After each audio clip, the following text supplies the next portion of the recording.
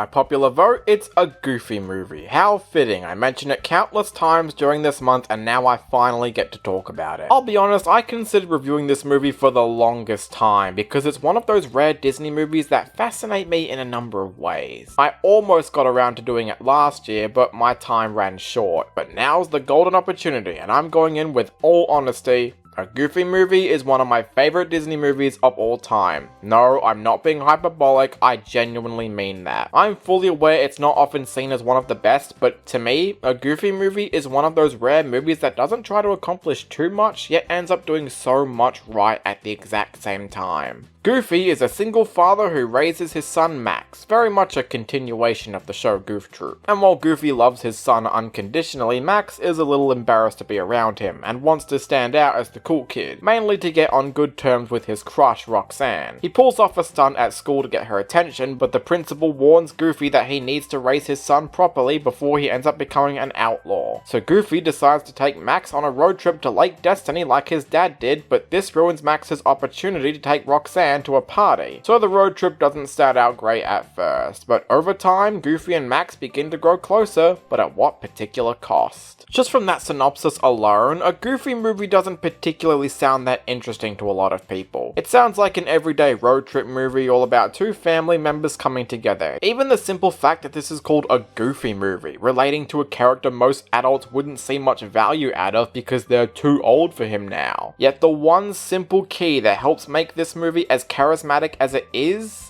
it's just life. Sure, cartoon logic is applied all throughout, and there's always going to be zany over-the-top moments with Goofy and the world he's surrounded in, but it doesn't take away the fact that all it is just a father and a son going on a road trip, and it strangely works really well. Goofy movie doesn't try to do anything distinct or surprising, but it doesn't need to. It's very subtle with the storytelling and leaves just enough questions open to make people think about what to learn in real life, like valuing your love for a parent, being the best at what you are as a person, or even opening yourself up to other people. It never bashes you on the head with these themes and just lets everything flow naturally without ever become annoying or confusing. And it often leads to some real gut-wrenching moments, like how the tension between Goofy and Max gets bigger throughout the film, and even after a point where it seems like things will be okay, it's all thrown out the window after a misuse of trust and defense. Hell, even the way the music is incorporated into the story, as pointed out by channels like Sideways, does numbers in the subtle but effective themes the movie's going for. It's that level of brilliance that helps make a Goofy movie stand out more than most people give it credit for. I wasn't the biggest fan of Max in Goof Troop, I mainly just found him to be your standard 90s kid who tries to be cool and have that radical voice and persona, but this Max feels more fleshed out and characterized. Despite this being called a Goofy movie, Max is very much our main character, and it does a brilliant job at showing us both sides of Max and Goofy's problems. Max is too embarrassed to be around his dad and wants to be more independent, but understands Goofy only wants the best for him, whereas Goofy knows he's a good kid and will always love him no matter what happens. Oh, and while I make sure I've boxed this place up so Cleverix doesn't just bust in out of nowhere, I absolutely adore Max's relationship with Roxanne. It could have easily become that scenario of the shy kid trying to hit on the popular girl, which it does start out at first, but what makes this work so well is the fact that both Max and Roxanne are about the same. They're both awkward, both shy, and both have mutual interest in each other. It's something many kids growing up at the time have trouble dealing with, but the movie never hits them on the head with it. I am a bit disappointed Pete's wife and daughter don't show up, as I always love their company in the show, but despite that, almost every character is written well and funny enough that I don't dread their presence. And even aside from that, the charm of this movie is noticeable. Despite some of it very clearly referencing 90s culture, Goofy movie oddly feels more timeless than it's letting on, something its sequel clearly didn't take notes on. Don't get me wrong, a Goofy movie is very much a 90s nostalgic time bomb, but you know it's gonna be more refreshing to see something more traditional than whatever the